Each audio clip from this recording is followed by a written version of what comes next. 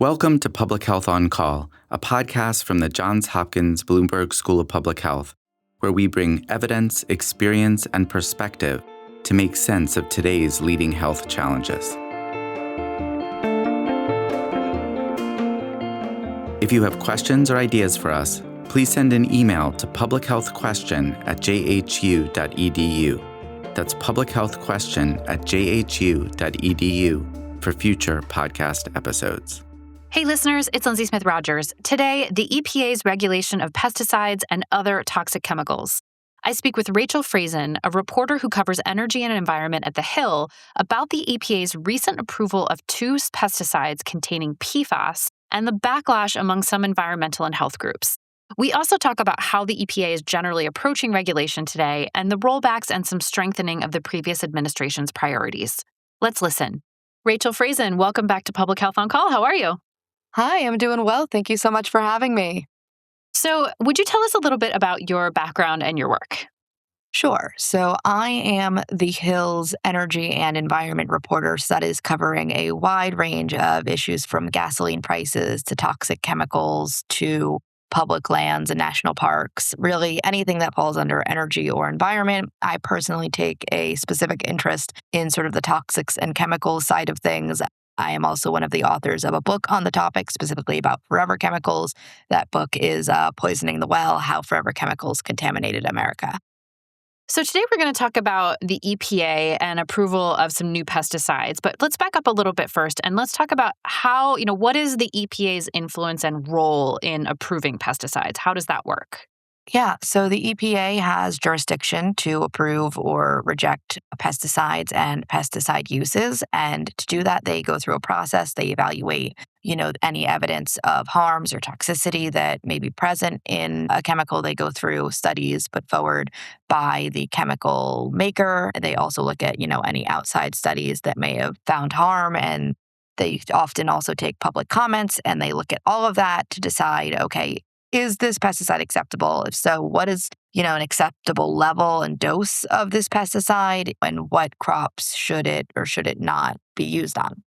And so in late 2025, we saw EPA approval of two new pesticides containing PFAS. Can you talk us through that situation?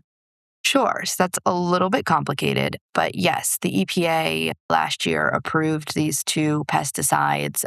There is sort of some debate over whether they contain PFAS or Forever Chemicals, which are basically a large group of chemicals that has the common property of having a chain of carbon atoms, and those carbons are all fluorinated. They have fluorine atoms on them. Where the debate comes in is how many makes up a chain. Can one carbon that's got fluorine, can that be a PFAS? Can that be a chain? The EPA right now is saying no, it can't, and is arguing that these PFAS, though they have a fluorinated carbon atom, are not actually PFAS. However, you have public health and environmental groups, as well as folks in the Make America Healthy Again movement, who are all sort of coming together and saying, hey, we believe that these are PFAS, and therefore have some concerns about this group of chemicals that we know can be harmful, that some of them are linked to cancers, that they are persistent in the environment and stay for a very long time instead of breaking down, and that have been linked to other health problems, including fertility issues, immune system problems, and more.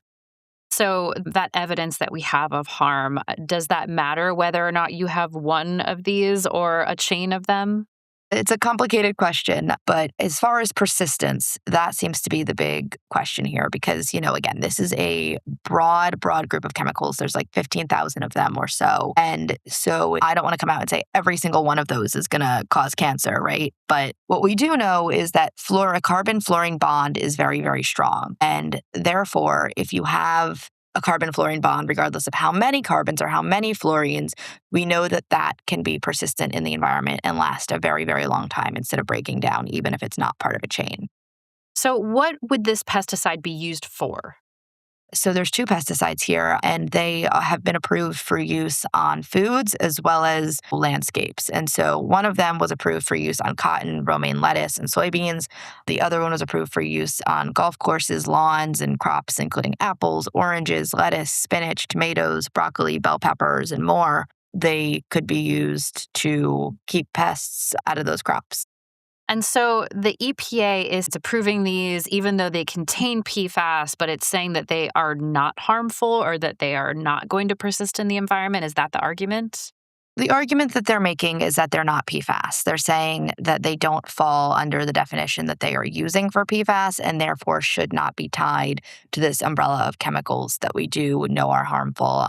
I don't believe they're making a case that they're not persistent. At least I haven't seen that. But in the regulatory documents for these chemicals, they are acknowledging, some harms that have appeared in some studies, including animal studies. But they are also saying, that these are not expected to be carcinogenic to humans. And they're saying that at the dose rate that they are approving them at, they are not expected to cause harm. But what are these health and environmental groups that you mentioned, what are their specific concerns?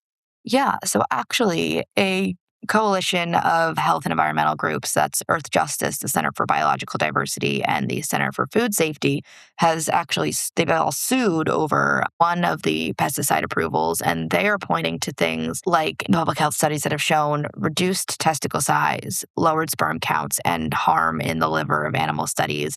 They are also arguing that there is some evidence of potential carcinogenicity. And so they are saying that the EPA did not fully consider that evidence, or did not at least consider it adequately, when it therefore decided to go ahead and approve these chemicals. And so they are hoping that the courts will take their side and force the EPA to retract its prior decision.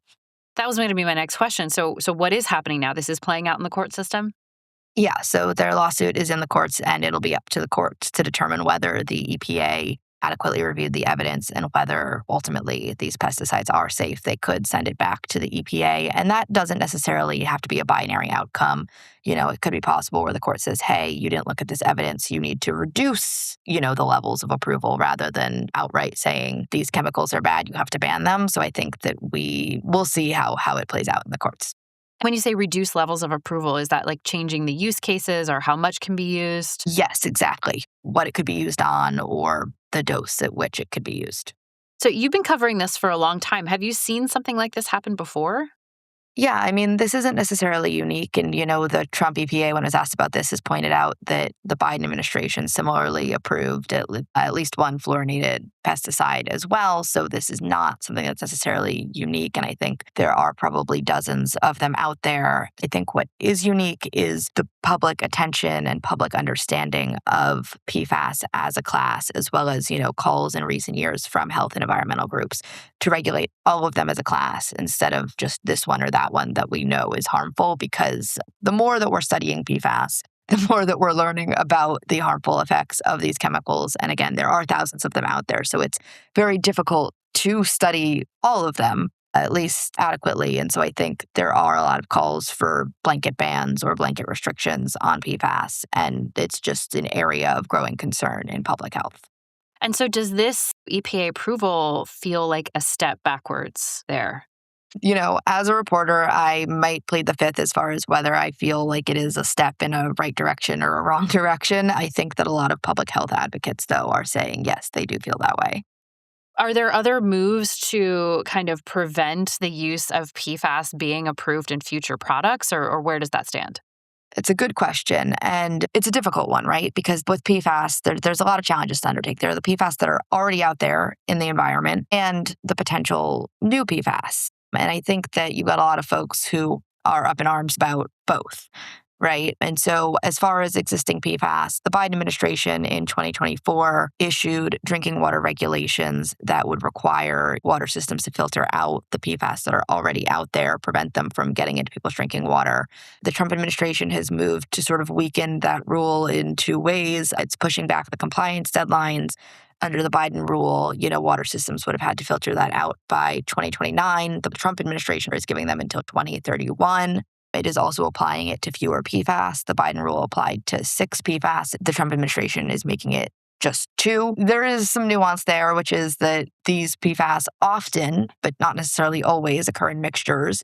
So if you have one of the 4 that's not in it, you may still also have one of those other 2 and then therefore qualify for drinking water filtration of all of them because it's the same sort of technology that's used to filter them out. But yeah, you've got lots of developments. You've got lots of questions about whether the EPA could or should approve new ones in various products, not just pesticides. And then you also have questions of cleanup. The Trump EPA, in something of a surprising move, has proposed to actually uphold Biden-era regulations on cleanup, basically declaring 2 PFAS, known as PFOA and PFOS, to be hazardous substances and to keep polluters on the hook for cleaning them up. You mentioned that you think that this particular decision was getting some outsized attention because of the whole PFAS conversation. And so what do you think that most people should be taking away from this?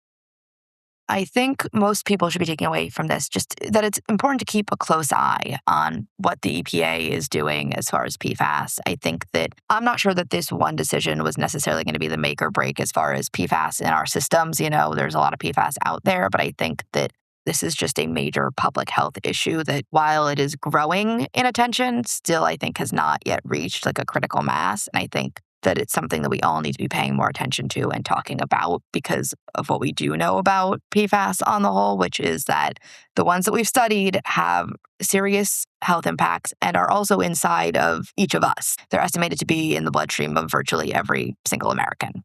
The EPA plays a role in regulating all kinds of things. What's going on right now in terms of other toxic chemicals? Yeah, so broadly speaking, the Trump EPA is moving to weaken regulations across the board for toxic chemicals. Just last week, and from when we're recording, they have proposed to weaken limits on a known human carcinogen known as ethylene oxide that is used to sterilize things, including medical devices. And their argument is that, this chemical is really important to make sure that our medical devices are sterile and to keep the supply chains okay. But in doing so, they are moving to weaken the safeguards surrounding that were put in place by the Biden administration that would have reduced releases of this toxic chemical that is known to cause cancer and is creating an elevated cancer risk in nearby communities.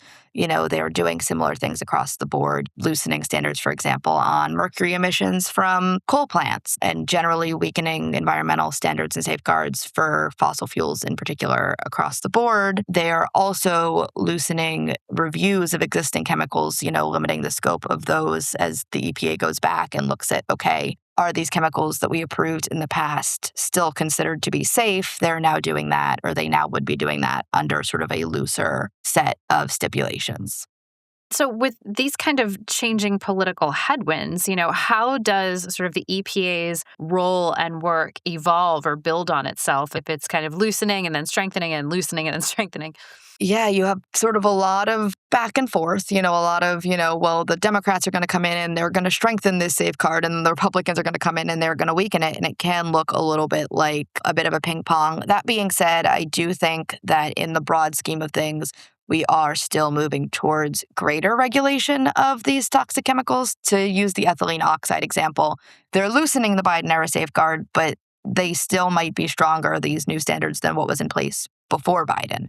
So the Biden administration's efforts were expected to reduce ethylene oxide emissions by 21 tons per year. The Trump administration move would forego like 7.8 tons per year of those gains. But overall, I do still think emissions will be reduced compared to a pre-Biden scenario. Rachel Frazin, thanks so much for joining us. Thank you for having me. Public Health on Call is a podcast from the Johns Hopkins Bloomberg School of Public Health, produced by Joshua Sharfstein, Lindsay Smith Rogers, Stephanie Desmond, and Rachel Walsh. Audio production by Michael Bonfils, Matthew Martin, and Philip Porter, with support from J.B. Arbogast, Spencer Greer, and Chip Hickey. Distribution and social media by Rachel Walsh, with support from Nick Moran and Brianna Iacovelli. Follow us on Instagram and Blue Sky at Public Health Pod for more public health takes and special content. If you have questions or ideas for us, please send an email to publichealthquestion@jhu.edu. That's publichealthquestion@jhu.edu for future podcast episodes. Thank you for listening.